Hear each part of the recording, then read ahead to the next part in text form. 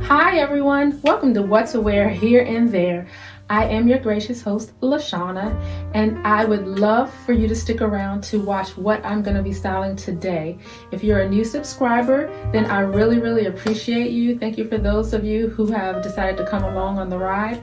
If you're new here, then I'd love for you to subscribe, click the notification bell, and share with your friends and family. I love to engage. I've been getting lots of questions, so just stay along with me. Go over to Instagram and Facebook on What to Wear Here and There. If you'd like some styling consultation or closet detox or personal shopping experiences with me, then you may hire me.